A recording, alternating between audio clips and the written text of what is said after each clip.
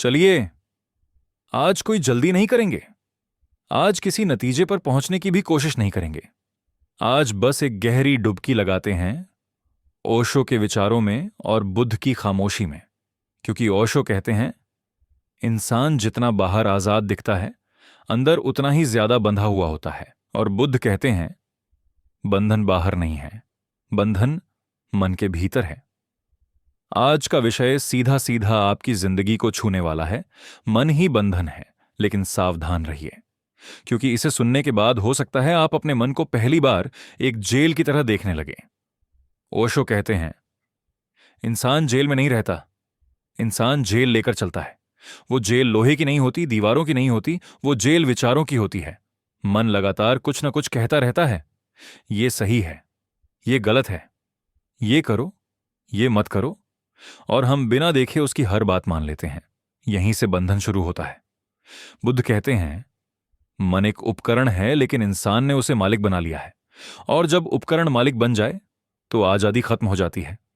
अब जरा अपने दिन को याद कीजिए। सुबह उठते ही मन शुरू हो जाता है, कल क्या हुआ, आज क्या करना है, कल क्या होगा। मन कभी इस पल में नहीं रहता, या तो बीते हुए कल में या आने वाले कल में। और बुद्ध कहते हैं, जो अभी में नहीं है वो आजाद नहीं है, क्योंकि आजादी सिर्फ इसी पल में होती है। ओशो यहां एक बहुत गहरी बात कहते हैं। ओशो कहते हैं, मन समस्या नहीं है, मन से पहचान समस्या है।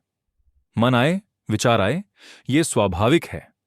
लेकिन जब आप कहते हैं, मैं यही हूं, तब बंधन पैदा होता है।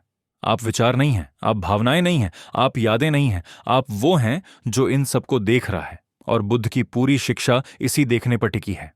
अब यहीं एक सवाल उठता है, अगर मन ही बंधन है तो क्या मन को मार देना चाहिए? ओशो कहते हैं, नहीं, मन को मारना भी मन की ही चाल है। मन से लड़ोगे तो मन और मजबूत होगा।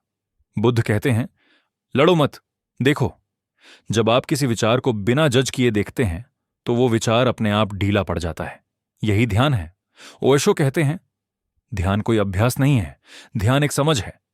समझ कि हर विचार सच नहीं होता, लेकिन इंसान की सबसे बड़ी गलती यही है, वो हर विचार को सच मान लेता है। मन कहता है, तुम कमजोर हो, तुम पीछे रह गए, तुमसे नहीं होगा, और इंसान मान लेता है। यहीं से जीवन दुख बन जाता है। बुद्ध कहते हैं, दुख बाहर से नहीं आता, दुख मन की व्याख्या है। अब जरा अपने दुख को देखिए, क्या वो सच में घटना से आया है या मन की कहानी से? ओशो कहते हैं, घटना छोटी होती है, कहानी बड़ी, और इंसान कहानी में फंस जाता है। मन अतीत उठाता है, भविष्य जोड़ता है, और बीच के पल को झर बना देता है। यही बंधन है। बुद्ध ने कहा, मन को शांत मत करो, मन को समझो, क्योंकि जो चीज समझ में आ जाती है उस पर पकड़ अपने आप ढीली पड़ जाती है। ओशो कहते हैं, असली आजादी मन से छुटकारा नहीं, मन से दूरी है। जैसे सड़क पर गाड़ियां चल रही हों और आप फुटपाथ पर खड़े हों। गाड़ियां रुकें या चलें, आप इजलाहाद हैं। अब यहां ओशो एक चेतावनी देते हैं। ओशो कहते हैं, धर्म भी मन की जेल बन सकता है। अगर आप बुद्ध को भी सिर्फ मान लेते हैं और जीते नहीं, तो बुद्ध भी बंधन बन जाते हैं।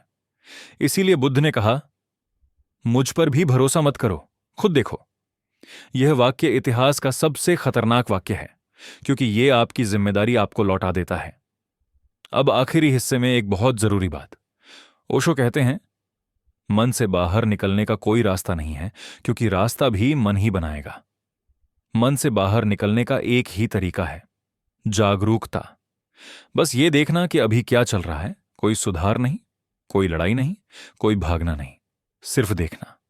और जैसे जैसे देखना गहरा होता है, मन कारागार नहीं रहता, वो बस एक उपकरण बन जाता है।